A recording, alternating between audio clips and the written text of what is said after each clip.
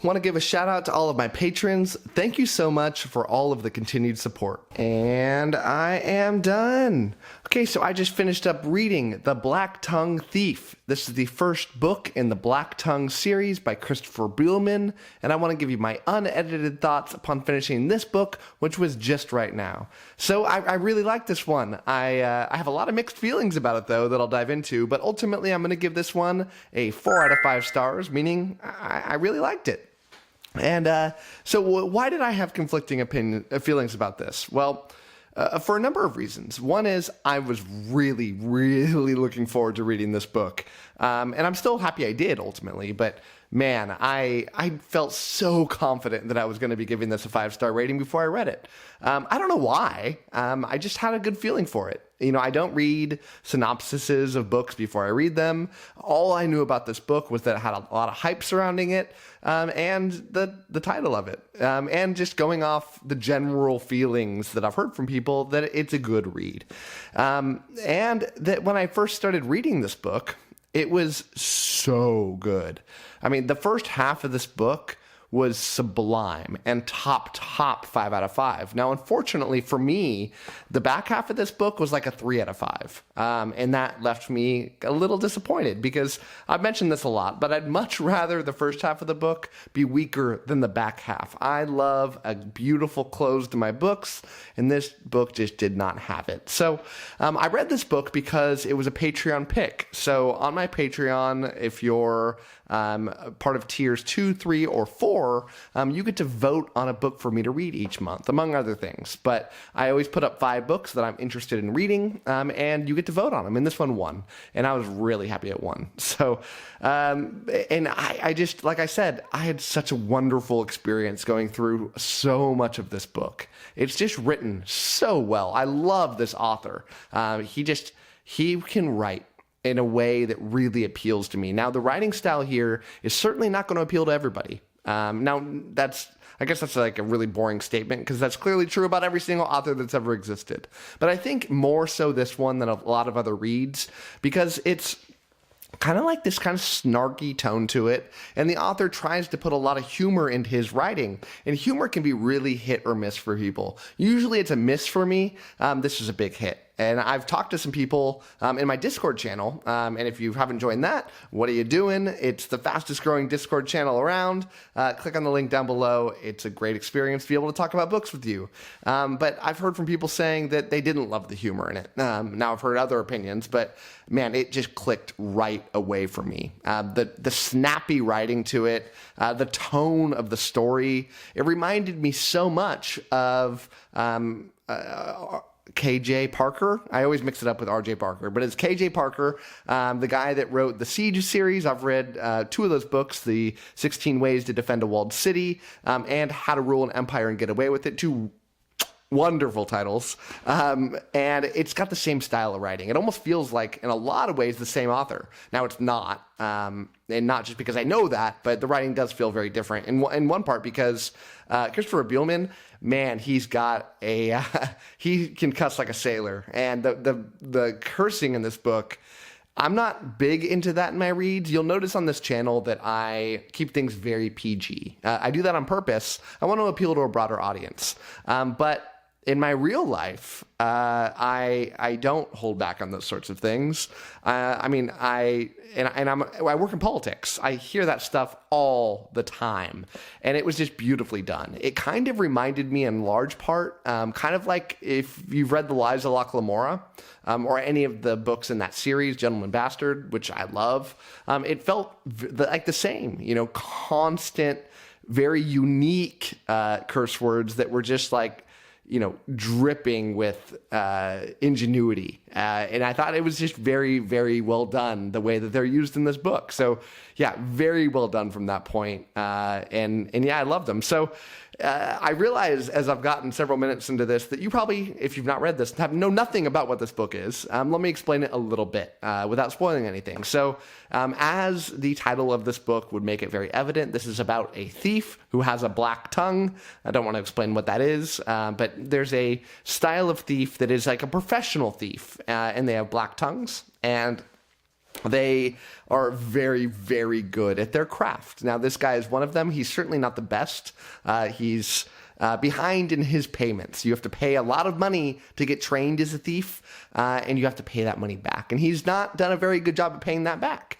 So early on in the story, he gets a quest, and this book is in large part trying to accomplish that quest. And it's a journey quest. He has to go from the eastern side of this map to the western side of this map, and you got a lot of hijinks between here and there. Now, there's a lot of magic that's involved in here. It kind of feels kind of Dungeons and Dragons-y, not so much like casting fire and stuff, but the way that, the spells kind of work, he's got these like little enchantments that make it so he can break his fall from going on high heights, different ways that, there's these characters that are like, turning themselves into these different kind of beasts and stuff. There's a lot of it mixed in here. It's not like the central point of the story by any means, but it's definitely used very prolifically throughout the story, and I liked it a lot for what it was.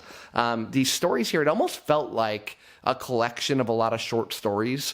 Now, when I say that, it comes off like I'm really criticizing it. I kind of like stories that are like that, especially when they're weaved together for like a cohesive narrative, and that was done here. But every couple chapters felt like a different mini plot in the story that kind of kept the story going along. I like that kind of stuff. It had that kind of web serial kind of feel to it. Now, again, that sounds like something really negative. I mean that with all the kindness that I have, because I happen to like a lot of web serials. But it felt like each kind of chapter or a couple chapters had kind of a beginning, middle, and end to them, and kept the reader really engaged. Now, there is a moment in this story where the characters go onto a boat. Now, I love me some boat stories. I am a sucker when a character gets on a boat. I love it. Now, I know this seems kind of like a meme, but the moment the character left the boats, the book went downhill. And it's not because he left the boats. Well, I mean, although maybe part of it is. But the story just kind of drifted from that point forward. There's a thing that happened that kind of changes the original goal, and it got kind of meandering from that point, and I didn't love it. It felt like there was this nice, straightforward plot that I liked in this case. It felt very linear. Now, I don't necessarily like or dislike linear, but that was the choice that was made here by the author. And I fell in love with the way that it was told. So to go from this kind of non-linear type of storytelling, and it just went in a direction that I didn't really love. I also didn't love the little mini stories that were going on. They were just not as engaging, and they just fell flat for me. And the conclusion of this book kind of fell flat a little bit for me.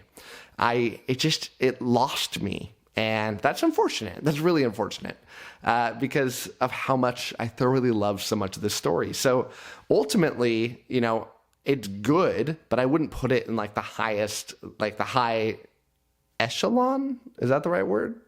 I know the word. I don't know how to say it. I do a lot of reading, and I read words, and I don't necessarily know how to say a lot of them, but I think it's echelon. But it's not up there with some of the greats and the titans of this, but I get, I think this book came out last year, and I get why so many people said this is like their fantasy book of 2020. Was it 2021 or 2022 that this came out? One of the two. That it's up there for that. And yeah, I could see that. As I think about it, it's one of the better books from those couple years. There's certainly some 5-star reads from me in there, so it's not the best for me, but yeah, it's up there. Really good.